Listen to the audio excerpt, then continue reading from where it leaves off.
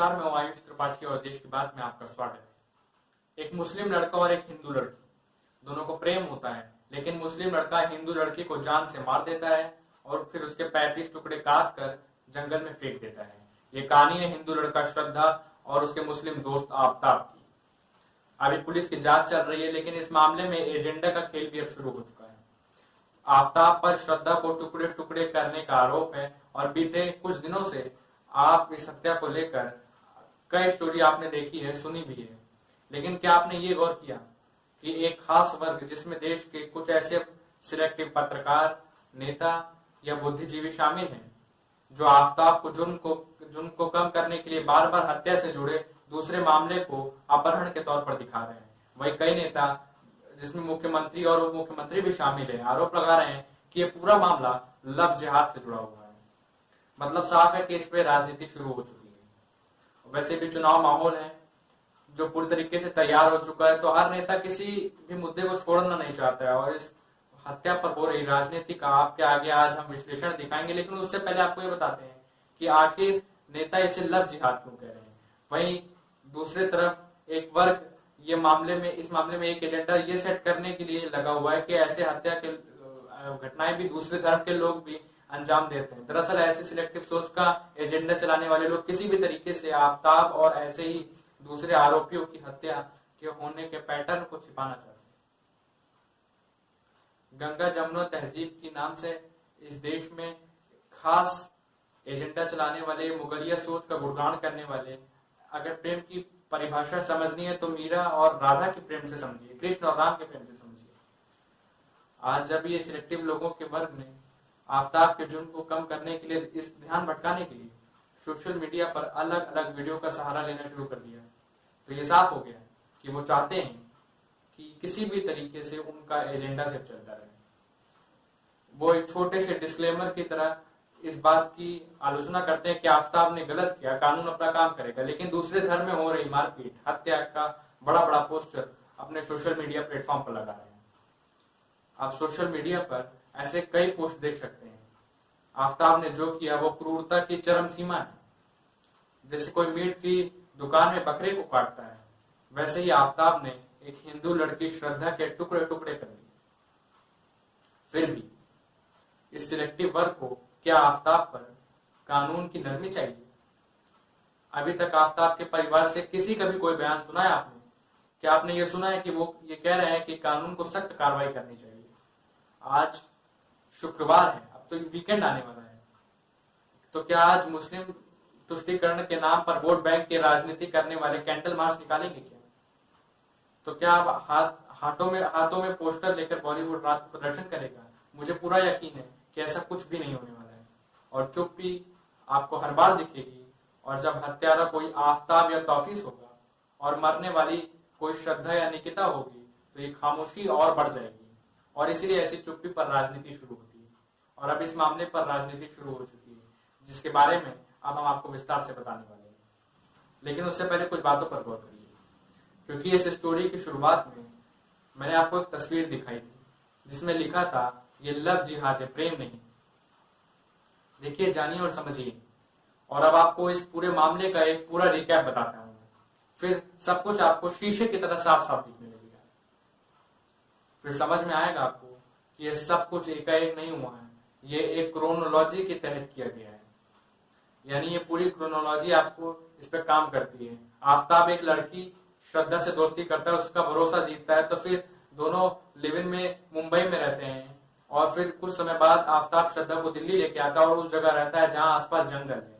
फिर एक दिन मौका देकर श्रद्धा की हत्या कर देता है, बाथरूम में उसके शरीर के 35 टुकड़े करता है, फिर सभी टुकड़ों को घंटों पानी से धोता है जिससे खून साफ हो जाए। उसके बाद बाजार से फ्रिज खरीद के लाता है और उस टुकड़ों को फ्रिज में रखता है। फिर धीरे धीरे रात को 2 बजे उन टुकड़ों को जंगल में फेंक देता है।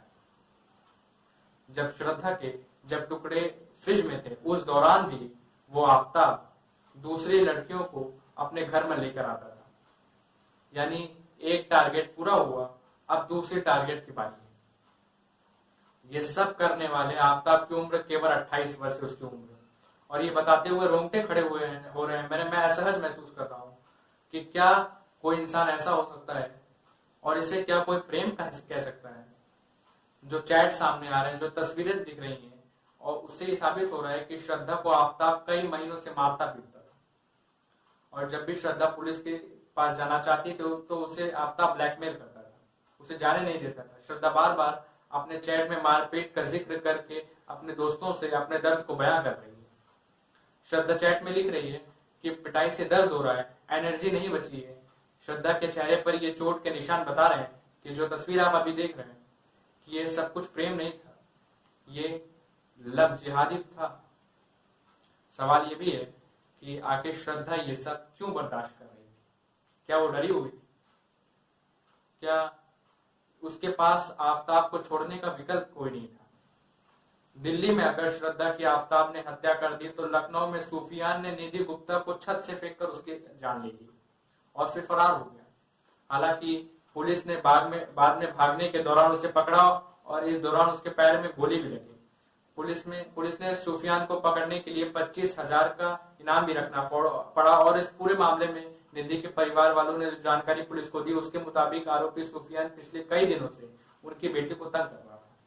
कुछ वीडियो के जरिए जबरन शादी करने और धन परिवर्तन का दबाव बना रहा था। अब आपको इस पूरे मामले पर हो रही राजनीतिक बयानबाजी भी सुननी चाहिए, जिस पर लव जिहाद है, जिसमें ये बताया जा रहा है कि ये लव जिहाद का ही हिस्सा है। बीजेपी जहां इस घटनाओं को लव जिहाद कह रही है, वहीं दूसरी तरफ ऐसे कई लोग इसे लव जिहाद नहीं मानते। उनका कहना है कि ये एक व्यक्तिगत मामला है।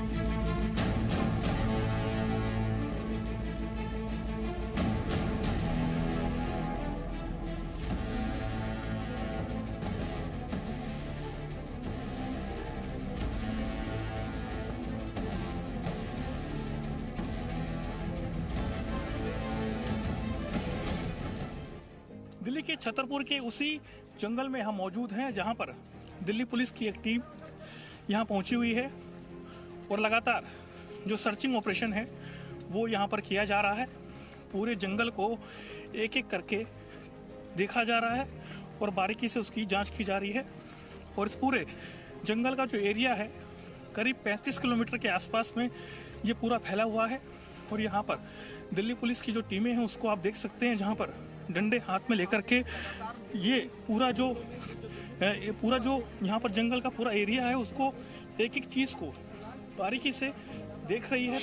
अभी कोई आफताब ने श्रद्धा बहन को मुंबई से लेके आया और लाभ जिहाद का नाम में 35 टुकड़ा कर दिया और उसका बाद उनका डेड बॉडी कहाँ रखा? फ्रीज में।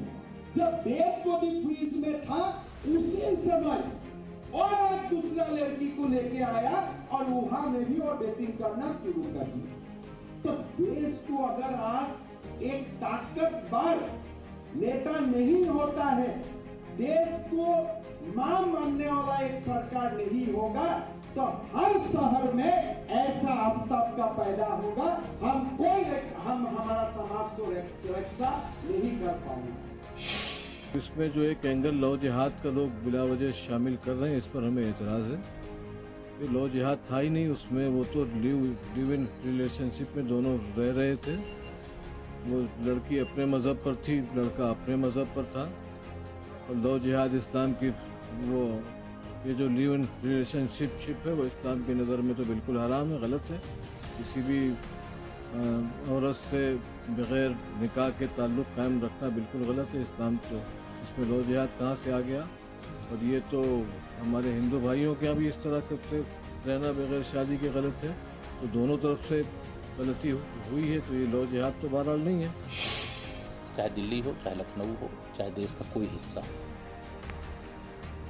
किसी हिंदू बहन बेटी के साथ या किसी भी समाज की बेटी हो, बहन हो और उसके साथ इस प्रकार की घटना हो, प्रेम जाल में फंसाना, फिर उनका कत्ल करना और जबरन शादी के लिए विवश करना और अगर ना माने तो उनको 4 मंजिल की छत के ऊपर से फेंक देना और उन्हें मौत के घाट उतार देना, ऐसा अपराध करने वाले निश्चित तौर से वो मानव नहीं दानव। सोचिए, वो अपने एक पार्टनर की हत्या कर चुका है, उसके शरीर के टुकड़े फ्रिज में थे और इसी दौरान दूसरी लड़की को भी वो लेकर आता है और कहा जाता है कि ये व्यक्तिगत मामला है। आज जब कुछ डिजाइनर पत्रकार ये साबित करने में जुटे हुए हैं कि दूसरे धर्मों में भी ऐसे मामले होते रहते हैं, तो उन्हें यह सच फिर से देखना चाहिए कि हत्या के इन सभी मामलों में पैटर्न एक सा ही देखने को मिलता है। निकिता तोमर याद है आपको, जिसकी 20 अक्टूबर 2020 को कॉलेज के सामने तौसीफ ने गोली मारकर हत्या कर दी क्योंकि निकिता ने तौसीफ के एक तरफा प्यार को मना कर दिया था। इसी तरह पिछले वर्ष रोहतक में तनिष्क शर्मा नाम की एक लड़की की मोहम्मद साहिल नाम के एक लड़के ने गोली मारकर हत्या कर दी, वो भी तब जब शादी के तुरंत बाद तनिष्क पति के साथ ससुराल जा रही थी। साहिल ने इसलिए गोली मार दी क्योंकि साहिल ने उसे एक तरफा प्यार जो उसे करता था उसने ठुकरा दिया था। इसी तरह झारखंड के दुमका में शाहरुख नाम के एक व्यक्ति ने अंकिता सिंह की हत्या कर दी। अंकिता जब सो रही थी तो उस पर शाहरुख ने खिड़की से पेट्रोल छिड़ककर आग के हवाले कर दिया। शाहरुख ने भी एक तरफा प्यार की वजह से यह हत्या की थी। वैसे कानून में कहीं भी लव जिहाद शब्द का जिक्र तो नहीं है, न ही इस शब्द का जिक्र करते हुए इसके खिलाफ कोई कानून है। हालांकि इस शब्द का कानून इस्तेमाल कोर्ट में जरूर किया गया। साथ ही देश के अलग अलग राज्यों में धर्मांतरण के खिलाफ कानून भी बनाए गए हैं। इसमें ज्यादातर बीजेपी शासित राज्य हैं और देश के 8 राज्यों में धर्मांतरण के खिलाफ कानून है। हिमाचल प्रदेश, उत्तराखंड, उत्तर प्रदेश, मध्य प्रदेश, झारखंड, गुजरात और कर्नाटक में धर्मांतरण को लेकर कानून बन चुका है, जबकि हरियाणा में यह बिल पेश हो चुका है और इस कानून के मुताबिक धोखा या लालच देकर धर्म बदलने की नीयत से शादी करवाना अपराध है। इस हफ्ते सुप्रीम कोर्ट ने धर्मांतरण के मामले पर सुनवाई करी और इस दौरान कोर्ट ने कहा कि यह गंभीर मामला है, इससे देश की सुरक्षा को खतरा हो सकता है। सुप्रीम कोर्ट का कहना है कि जहां तक धर्म का संबंध है, इससे नागरिकों की अंतरात्मा की स्वतंत्रता प्रभावित हो सकती है और जिस तरीके से 2 राज्यों में चुनाव का ऐलान हो चुका है और ऐसे में इस बात की पूरी संभावना है कि लव जिहाद को लेकर अभी काफी राजनीति होगी और काफी ज्यादा बयानबाजी भी देखने को मिलेगी और ये सत्ता पक्ष और विपक्ष दोनों की ओर से होगा। लेकिन इस मामले में राजनीतिक बयानबाजी से ज्यादा गंभीरता से विचार करना और कार्रवाई करने की जरूरत है। तो चलिए आज के लिए बस इतना ही, मिलते हैं आपसे जल्दी, तब तक के लिए खुश रहिए, सुरक्षित रहिए।